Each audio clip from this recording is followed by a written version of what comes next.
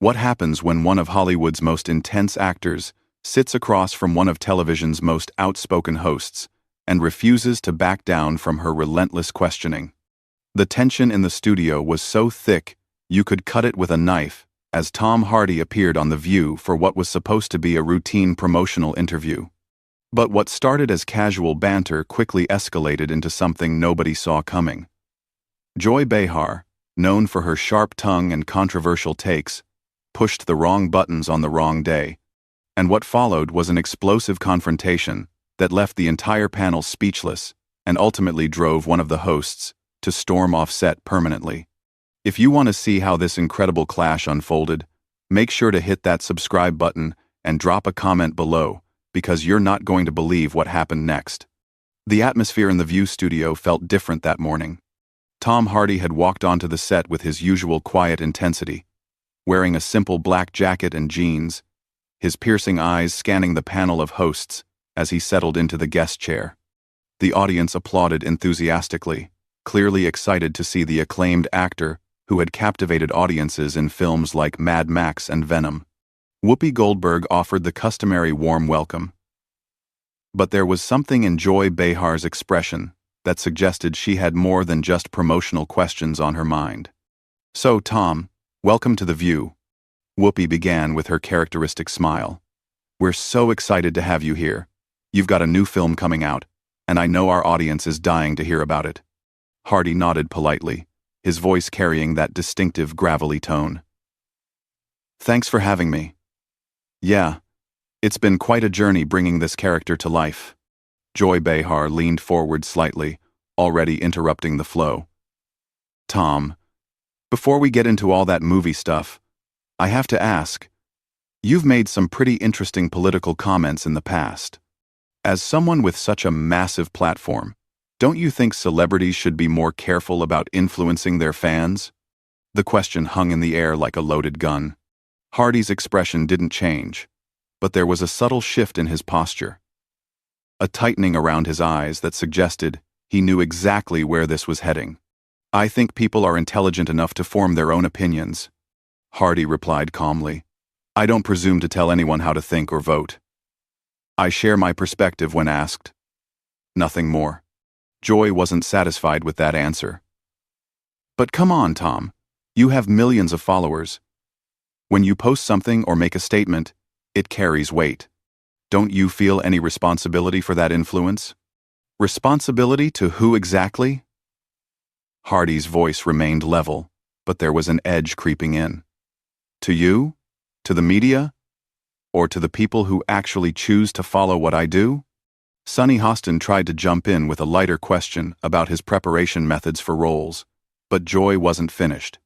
"I'm just saying, in today's climate, with everything that's happening politically and socially, maybe it would be better if entertainers just stuck to entertaining." Hardy paused for a moment, studying Joy's face with those intense eyes that had made him famous for playing complex, dangerous characters. When he spoke, his voice was quiet but carried an unmistakable authority. That's interesting advice coming from someone who built an entire career on sharing her political opinions on national television. "Tell me, Joy, when exactly did you decide that your thoughts were more valuable than mine?" The studio fell silent. Even the usually chatty audience seemed to sense that something significant was happening. Joy's face flushed slightly, clearly not expecting to be challenged so directly. "That's different," she shot back, her voice rising. "This is a talk show. It's literally my job to have opinions and share them. You're an actor. And you're a comedian," Hardy replied without missing a beat. "Or at least, that's what you used to be before you decided you were qualified to lecture the world on politics. At what point did telling jokes make you an expert on everything else?" Sarah Haynes looked uncomfortable, glancing between her co-hosts, as if unsure whether to intervene. Alyssa Farah Griffin shifted in her seat, clearly sensing the tension escalating beyond normal television banter. Joy's eyes narrowed. "I've been in this business for decades, Tom. I've interviewed presidents, world leaders, celebrities. I think I've earned the right to ask tough questions. Asking tough questions and being qualified to answer them are two very different things," Hardy responded, his tone still controlled, but with steel underneath.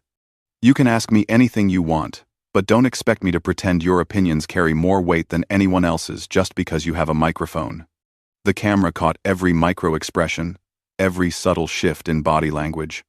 Hardy sat back slightly, completely composed, while Joy leaned forward, her face showing clear irritation at being challenged by someone she clearly expected to defer to her authority. You know what, Tom? I find it pretty arrogant that you think you can come on our show and lecture me about my job, Joy said, her voice getting sharper. We invited you here, as a courtesy, to promote your movie, not to be disrespected. Hardy's eyebrows raised slightly, and for the first time, a small smile played at the corners of his mouth. It wasn't a friendly smile. Disrespected? I answered your question honestly. If you can't handle someone disagreeing with you, maybe you're in the wrong line of work.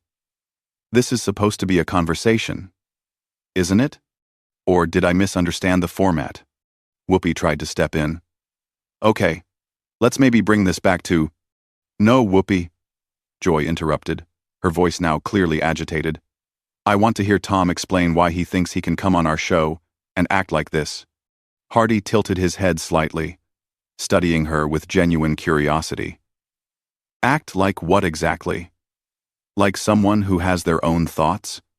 Like someone who won't automatically agree with everything you say? I'm trying to understand what behavior you find so objectionable. You're being condescending and rude. Joy shot back. We ask you a simple question about responsibility, and you turn it into some kind of attack on my credentials.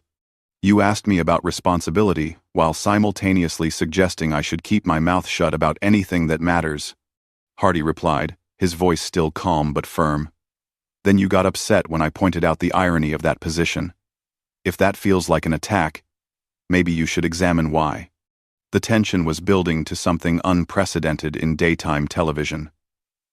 Joy's face was getting redder, and her voice was rising with each exchange. Hardy, meanwhile, remained completely composed, which only seemed to infuriate her more. The other hosts exchanged worried glances as Joy's composure continued to unravel. What had started as her typical confrontational interview style was backfiring spectacularly against an opponent who refused to be intimidated. You know what your problem is, Tom? Joy said, pointing a finger at him. You think because you play tough guys in movies, you can come in here and push us around? Well, this isn't one of your action films. Hardy's expression remained unchanged, but there was something almost amused in his eyes now. I'm not pushing anyone around, Joy. I'm sitting in a chair, having a conversation. If you feel pushed around by someone simply disagreeing with you, that says more about you than it does about me. Don't psychoanalyze me, Joy snapped. I've been dealing with difficult guests longer than you've been famous. Difficult guests, Hardy repeated slowly, as if tasting the words. Is that what you call anyone who doesn't immediately bow to your authority? Because from where I'm sitting, the only person being difficult is the one who can't handle a basic conversation without losing her temper. Alyssa tried to intervene again. Maybe we should talk about Tom's new film. The action sequences look incredible and... No, Joy cut her off sharply, never taking her eyes off Hardy. I want to finish this conversation. Tom, you came on our show, which means you agreed to our format. We ask questions, you answer them. We don't need you turning this into some kind of philosophical debate. Hardy leaned forward slightly, his voice remaining steady. Your format seems to be asking loaded questions and then getting upset when someone doesn't give you the answer you want to hear. Is that really the best you can do after all these years in television? The audience was completely silent now, sensing they were witnessing something extraordinary. Even the cameramen seemed frozen, unsure whether they should keep rolling or cut away from what was becoming an increasingly uncomfortable confrontation. I don't have to sit here and take this from some actor who thinks he's smarter than everyone else, Joy said, her voice getting louder. You want to play games? Fine. Let's talk about your past, Tom.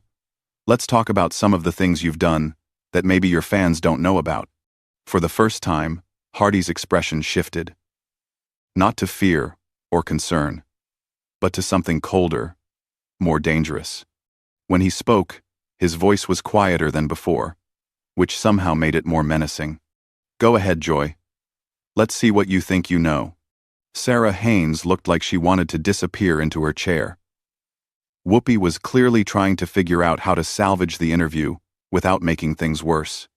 But Joy, driven by her wounded pride and anger, pressed forward.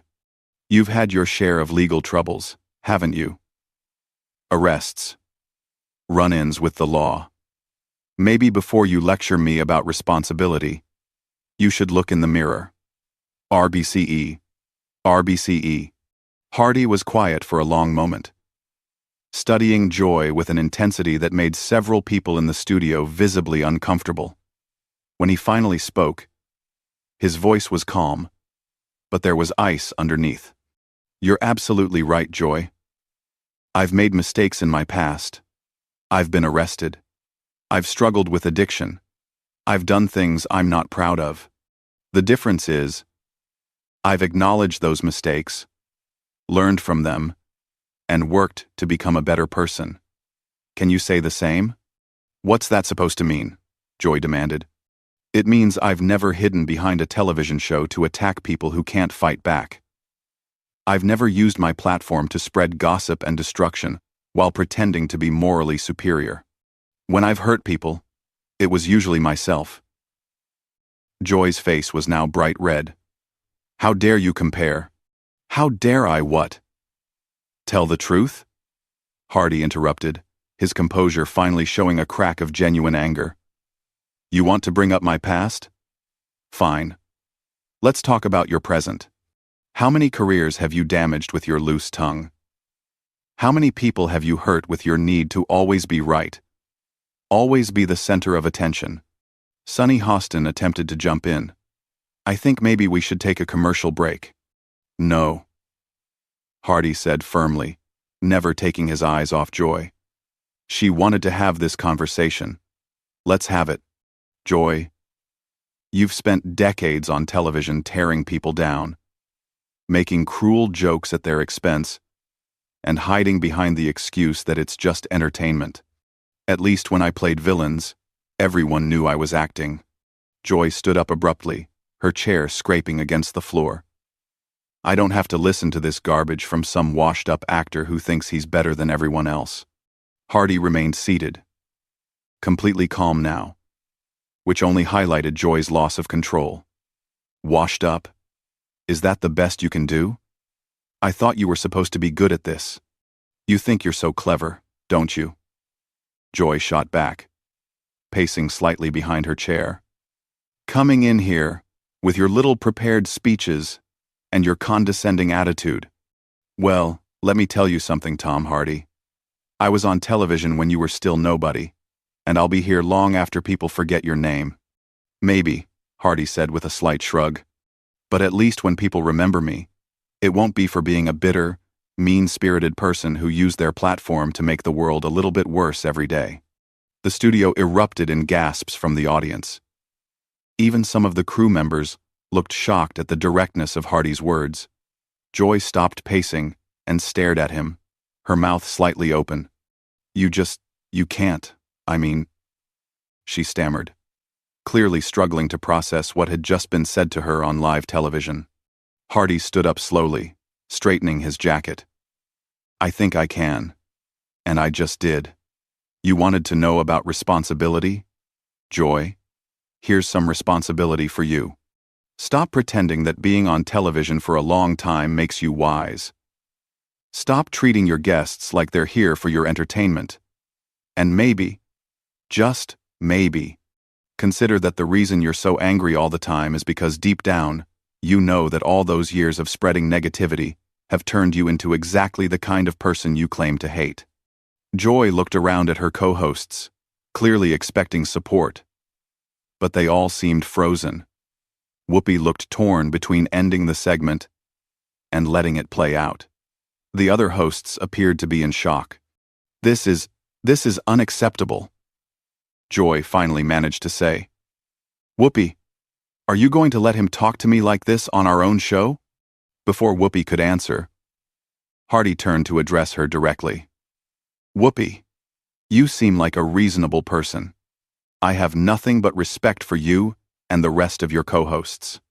But I won't sit here and be lectured by someone who mistakes volume for wisdom and cruelty for courage." Joy's hands were actually shaking now, whether from anger or something else entirely. "You think you can just come in here and destroy me? Is that what this is about? You want to be the big man who took down Joy Behar?" Hardy turned back to her, and for a moment, his expression softened slightly. "Joy, I don't want to destroy you. But I also won't pretend that your behavior is acceptable just because you've been getting away with it for years. Someone needed to tell you the truth, and apparently, everyone else has been too polite or too scared to do it." Joy stared at Hardy for what felt like an eternity, her chest rising and falling rapidly. The silence in the studio was deafening, broken only by the distant hum of cameras still rolling. When she finally spoke, her voice was different, quieter, but somehow more venomous. "You know what, Tom? You think you're some kind of hero, sitting there so calm and collected while you tear me apart. But you're just another privileged actor who thinks the world owes him something." Hardy shook his head slowly. "The world doesn't owe me anything, Joy. But it doesn't owe you anything either. The difference is, I'm not demanding that it does." "Stop," Joy said, holding up her hand. "Just stop with the philosophy lessons. You want to know what I think? I think you're a coward. You hide behind these characters you play, these tough guys, because deep down, you're just another insecure little boy who can't handle real life." For the first time in the entire exchange, Hardy smiled. Not a cruel smile, but something almost pitying. "Joy, you're standing there, red in the face, shaking with anger, because someone disagreed with you on your own show, and you're calling me insecure?" "I'm not shaking," Joy protested, even as her hands continued to tremble slightly. "Look around you," Hardy said gently. "Look at your co-hosts. Look at the audience. Everyone can see what's happening here. You've lost control, and instead of taking a moment to collect yourself, you're doubling down on behavior that's making everyone uncomfortable." Whoopi finally found her voice. "Maybe we should all just take a breath here and—" "No, Whoopi," Joy interrupted, her voice cracking slightly. "No more taking breaths. No more pretending everything's fine. You know what? I'm tired. I'm tired of pretending that guests like him deserve respect when they come on our show just to attack us." "I didn't attack you, Joy," Hardy said calmly. "I responded to your questions honestly. If you can't handle honest responses, maybe you should ask different questions." Joy laughed, but it was a harsh, bitter sound. "Honest? You think what you've been doing is honest? You've been sitting there for 20 minutes trying to make me look bad on my own show." "I haven't tried to make you look any way at all," Hardy replied. "You've made your own choices about how to respond. I can't control that." "And control?" Joy repeated, seizing on the word. "That's what this is about, isn't it? You can't stand that a woman is asking you tough questions. So you have to put me in my place." Hardy's eyebrows rose. "Now you want to make this about gender? Joy, your co-hosts are women. The majority of your audience is women. This has nothing to do with you being a woman, and everything to do with you being unable to handle disagreement." "Don't tell me what this is about," Joy snapped. "I've been dealing with men like you my entire career. Men who think they can intimidate me, who think they can make me back down. The only person trying to intimidate anyone here is you," Hardy said firmly. "You've been trying to intimidate me from the moment I sat down. The problem is, I don't intimidate easily. And now, you don't know what to do." Sarah Haynes looked like she was about to cry. Alyssa was staring at her hands, clearly wishing she was anywhere else. Sunny kept glancing at the producers off camera, hoping someone would step in to end the disaster unfolding before their eyes. Joy took a step closer to Hardy, her voice dropping to an almost whisper. You think you've won something here? You think humiliating me on live television makes you some kind of big man? Hardy remained seated, looking up at her with those steady eyes. Joy, the only person humiliating you is you. I've been nothing but respectful. Even when you started bringing up my personal history to try to hurt me, you're the one who chose to make this personal. End quote. End quote. End quote. Respectful? Joy's voice shot up again. You called me bitter and mean-spirited. You said I make the world worse. How is that respectful? It's honest, Hardy replied without hesitation. And sometimes the truth isn't comfortable. But it's still the truth. Joy stood there for a moment, breathing heavily, looking around the studio as if seeing it for the first time. The audience was completely silent, watching what felt like a woman having a breakdown in real time. Her co-hosts looked helpless, unsure whether to comfort her or distance themselves from her behavior. You know what? Joy said suddenly, her voice eerily calm. You're right, Tom. You're absolutely right about one thing. I am tired. I'm tired of dealing with people like you. I'm tired of pretending to be polite to guests who come here just to attack me.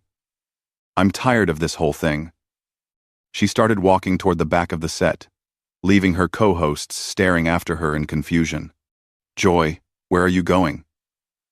Whoopi called out.